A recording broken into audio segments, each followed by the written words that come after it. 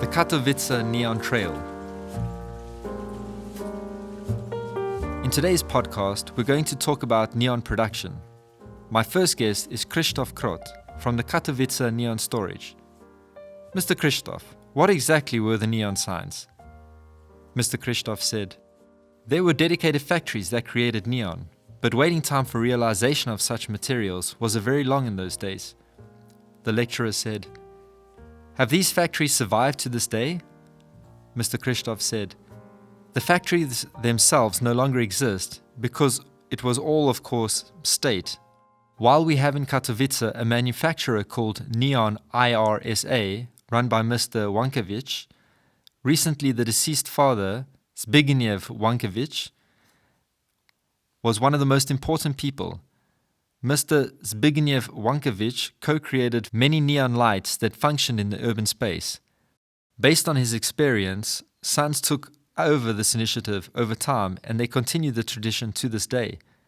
The lecturer said, my next guests are the creators of neon signs on the trail, the company Neon IRSA, Mr. Michał and Mr. Miłosz Wankiewicz. Good morning. Mr. Wankiewicz said, good morning and a warm welcome. The lecturer said, gentlemen, how it began, where did all this passion and love for neon signs come from? How about a hobby, maybe just a job? Mr. Michał said, it started with our father, who made us. He dragged his brother into it, and then me. So absorbed, naturally. The lecturer said, did you join later? Mr. Michał said, I watched my dad and brother as a child, and it absorbed me. The lecturer said, and how do you make neon signs? Without noticing them, they are conspicuous. Some are also animated, so to speak, as a layman. I don't know if it's distinguished or if it has a name, if a given neon is animated or just glows. Mr. Michał said, it's just animated. The lecturer said, it's animated? Okay, so there's no special name? And what is the process of creation itself? Mr. Michał said, first you have to create a good project. The better the design, the better the neon sign. Then we transfer it to paper. We do a one-to-one mirror image for our brother, because he's the pipe bender. Now your brother will tell you what to do. Mr. Miłosz said, when there is a drawing, it chooses the color in which this neon will shine and the appropriate diameter of the pipes. Then there's the bending process. Not everything can be bent at once. Sometimes you have to do it with two elements and combine them.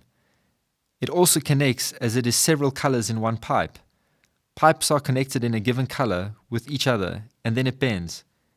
There may be arches, bends at right angles. For example, the letter E can be written or printed. We have the outline of the letter or alone there's some kind of skeleton. The lecturer said, once we have the pipe ready, we are blowing it into these bends. How exactly do you make that? Mr. Miłosz said, there are some bends that if we heat up the pipe and we bend it, it's just going to flatten out. Sometimes when things don't work out, you can see that later that something went wrong at a given bend and the pipe is flattened, not blown. You have to know how to do that, to see. The lecturer said, what maximum height could such a bent neon sign be? Mr. Miłosz said, we once did a 6-footer. It was a spiral, that the glass has its mass, and if we were to do, for example, a 2 by 2 meter arm with an angled bend straight, it would break under its own weight during assembly. Lecturer said, we have a project, then we have bending according to the project, and then what? Mr. Miłosz said, the tips, called electrodes, blend in. One of them is blinded. There are embedded wires where electricity connects, and on the other hand, in addition to the wires, there is also a tube drainage, with which it is attached to the pump. The pump sucks air with simultaneous heating. This is the whole complicated process. We haven't got enough time to describe it exactly. The drain pipe is heated. When it's cold and we have a suitable vacuum, then the gas is released. It's either neon or neon with argon. And all these neon signs that are colored, in fact, they glow blue inside. It's pure neon. It's not pure neon, but everyone calls it neon. The lecturer said, and how do you get different colors? Mr. Miłosz said, other colors are obtained not by us, only the factory that produces these pipes using luminophores. These are the powders with which you cover the pipe from the inside. And this luminophore then shines in a given color. Mr. Mihau said, "This color also gives us a luminophore, that is, a powder that the pipe is covered from the inside. He's changing that color blue to a different color that we choose." The lecturer said, "Are there any restrictions? That we only have 30 colors?" Mr. Mihau said, "In addition to the basic ones, we have several shades of each color. In each color we can choose 3 shades. If someone insists on having such a shade that we don't want to have, then you have to wait around a month until we get that glass back."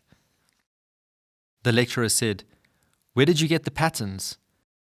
"About projects, or as it used to be, but this is a reconstruction," Mr. Mihau said. "Several of these projects have survived in the municipal archives because once it was necessary to report such neon signs to the office. In the archives of the city, some of these neon signs we have been recreating from photos. However, there is a problem with the older neon, as the photos are black and white. Then all we can do is guess what color they were shining. Sometimes we ask people who remember that time." The lecturer said, "Which neon thumbnail is closest to you?"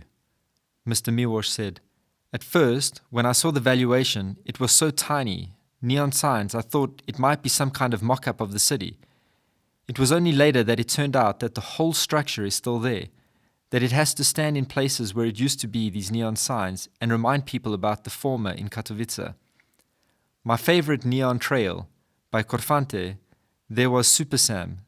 Such a nice neon sign, made back in the days before 1989, and it shone very nicely. There was another neon sign, not from the trail, but in the center. You've seen it from a mile away as the tram was going. It was at the zoo, the contours. Think I like the monkeys and the cat in the shoes the most. We used to make those monkeys bigger, original sizes." The lecturer said, "What about an anecdote related to the trail and the creation of these miniatures?" Mr. Miłosz said, "In the evening we hung these monkeys to make it to the opening of the trail. We put them in reverse in a hurry without a project. They could have hung like that, but hanging good now." Mr. Mihau said, "They hang and flash because they're animated." The lecturer said, "Gentlemen, you also run a YouTube channel." Mr. Mihau said, "Yeah, there's a couple of movies in there. We try share our passion with others. There are also some technical things. For example, how to mount the transformer to neon lights. It's like someone wants to do it alone. We'd like to expand this channel."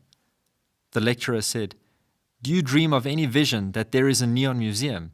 Mr. Mihau said, "Such a museum exists, however, it's not in Katowice, only in Warsaw. In Wrocław is also a place where the exposure of the neon is rescued from the past. We would very much like something like this to be created in Katowice. It's an initiative, the Neon Gallery. That would be something."